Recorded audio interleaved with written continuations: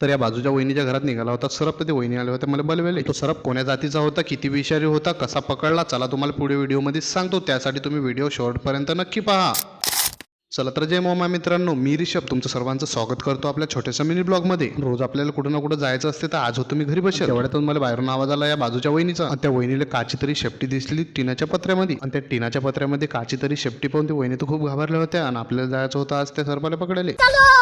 तर मी आलो होतो त्याच्या घरी, तर ते म्हणत होते की सरप आहे अडी बसेल. आणि मी काहीच विचार न करता घुसलो डायरेक्ट घरातून. तुम्ही म्हणसान की मी का सर्पमित्र आहो का, तर सर्पमित्र नाही आहे रे भाऊ मी, पण तरी मी पकडू शकतो. आणि मी घरामध्ये येऊन पाहिलं तर मला तर डायरेक्ट याची शेपटी दिसत होती फक्त. मग मी बाहेरून पाहतो ते म्हटलं इकून तर डायरेक्ट तोंड आहे बा. मग म्हटलं हे एखाद्या वाजचं काम नाही, कारण की इकून पकडायला गेलं की तिकून निघेन, तिकून पकडायला गेलं की इकून निघेन, लक्ष नाही राहिलं कुकडे गेलं. तर मग लोकेशला लावला फोन, लोकेश आला तेवढ्यात. आणि इकडे आल्यावर तर त्यानं जास्त शेपटी बाहेर काढली होती. पण मला समजलं की तो सरप नाही तर घोरपड आहे. लोकेश मध्ये तू सरक बाजूने, मी पकडतो घोरपड. लोकेशनं तर न घाबरता डायरेक्ट तिची शेपटी पकडली. लोकेशनं घोरपडा रेस्क्यू करून लय सोडून दिलात बरं, कारण की आम्ही पण कुठेतरी शेतकरी आहे आणि वन्य प्राण्यांचा जीव वाचवणं आमचं हे कर्तव्य आहे. आणि लोकेशनं पकडली, बाहेर आणली, गाडीवर ठेवली. पाहिलं तर तिला लागेल होतं काहीतरी. आणि तिला लागेल असल्यामुळे आम्ही तशीच काही सोडली नाही. तिला घरी आणलं, तिला हळद लावली, तिला पाणी पाजलं. आणि ते घोरपड नसून ते एक घोरपडचं पिल्लू आहे. आणि ते कमी वयाचं असल्यामुळे ते खूप घाबरलं होतं. त्याला केलं आम्ही शांत. आणि हा आमच्या इकडे तिला घोरपड म्हणतात, तुमच्या इकडे तिला काय म्हणतात कमेंटमध्ये नक्की एकदा सांगा. आता पाणी गिनी पाजून तिला लावला आम्ही अलविदा करणं. आणि आम्ही देतो तिला सोडून आमच्या घराच्या मागच्या काळ्यामध्ये. तुम्हाला जर व्हिडिओ आवडला असेल तर लाईक करा, सबस्क्राईब करा आणि शेअर करायला विसरू नका. चला तर भेटू पुन्हा एकदा अशाच नवीन ब्लॉग मध्ये.